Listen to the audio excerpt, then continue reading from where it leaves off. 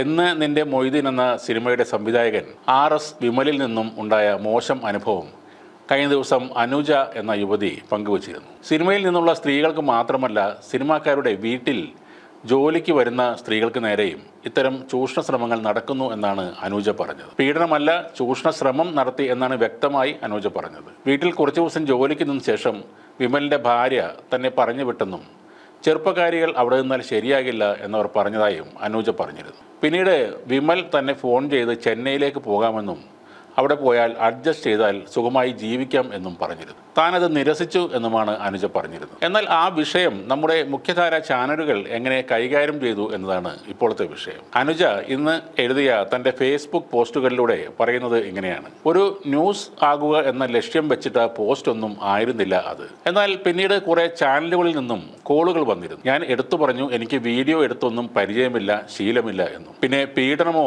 ലൈംഗിക അതിക്രമമോ നടന്നിട്ടില്ല, ചൂഷണ ശ്രമം മാത്രമാണ് നടന്നതെന്നും. അത് തന്നെയാണ് വേണ്ടത്, രാവിലെ 8 മണിക്ക് എത്തും എന്ന് റിപ്പോർട്ടർ TV പറഞ്ഞു. എങ്കിൽ റിപ്പോർട്ടർ ചാനലിൽ മാത്രം സംസാരിക്കാം എന്ന് വിചാരിച്ചു ഇവിടെ പോസ്റ്റ് ഇട്ടു. ഇന്ന് രാവിലെ അവർക്കായി ലൈവ് ചെയ്യാൻ വെയിറ്റ് ചെയ്യുമ്പോൾ ആ സമയത്താണ് അവിടെ നിന്നും കോൾ വന്നത്. വിമലിന്റെ ഭാഗത്ത് നിന്നും നല്ല പ്രഷറാണെന്നും താൻ ഒരു ഫേക്ക് ആണെന്നും ഒക്കെ പറയുന്നു. അതുകൊണ്ട് ആ ന്യൂസ് പെൻഡിങ്ങിൽ വെച്ചു എന്ന്. അപ്പോൾ എന്തായാലും അങ്ങനെ ഫേക്ക് എന്ന് പറഞ്ഞ സ്ഥിതിക്ക് തേടിയെത്തിയ മറ്റൊരു ചാനലിൽ സംസാരിക്കാൻ തന്നെ തീരുമാനിച്ചു. രാത്രി 12 മണി കഴിഞ്ഞ് മനോരമ മെസ്സേജ് ഞങ്ങൾ രാവിലെ വരാം എന്ന് ഇടുകയും ചെയ്തു. പിന്നീട് മനോരമ ന്യൂസ് TV വിളിച്ചു.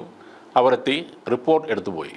അത് ന്യൂസായി വരികയും ചെയ്തു. പക്ഷേ 1 മണിക്കൂറിനുള്ളിൽ ആ വാർത്ത ഡിലീറ്റ് ചെയ്യപ്പെട്ടു. എന്താണ് അതിൻ്റെ കാരണം എന്നാണ് ആലോചിക്കുന്നത്. അനുജയുടെ ഫേസ്ബുക്കിൽ പറഞ്ഞതാണ് ഇത്രയും കാര്യങ്ങൾ. ഒരു സാധാരണക്കാരിയായ സ്ത്രീ ഒരു ചൂഷണ ശ്രമം നടന്ന കാര്യം തുറന്നു പറഞ്ഞത് പോലും ചാനലിൽ കൊടുക്കാൻ പറ്റാത്തവരാണോ 1ാം സ്ഥാനത്തേക്ക് കുതിക്കുന്ന റിപ്പോർട്ടർ ചാനൽ? മാധ്യമരംഗത്തെ മുത്തശ്ശിയായ മനോരമയ്ക്കും സിനിമാക്കാരെ പേടിയാണോ എന്ന് വേണം കരുതാൻ. പിന്നെ എങ്ങനെയാണ് സ്ത്രീകൾ സ്വന്തം അനുഭവങ്ങൾ തുറന്നു പറയുന്നത്? നീതിയുടെ പൊൻകിരണങ്ങൾ പൊട്ടിവിടരും എന്ന് തൊണ്ട പൊട്ടി അലറി വിളിക്കുന്ന നിങ്ങളൊക്കെ എന്തിനാകും ഈ വാർത്ത നീക്കം ചെയ്തത്? അങ്ങനെ ഒരു വാർത്ത കൊടുക്കാൻ പറ്റില്ലെങ്കിൽ എന്തിനാണ് അത് ഷൂട്ട് ചെയ്തത്? ഇനി അത് കാണിച്ച് ആരെയെങ്കിലും ബ്ലാക്ക്മെയിൽ ചെയ്യാനാണെന്ന് ജനങ്ങൾ വിചാരിച്ചാലും അവരെ കുറ്റം പറയാൻ പറ്റില്ല. കാരണം ആ വീഡിയോ ഇപ്പോൾ നിങ്ങളുടെ കയ്യിലുണ്ട്.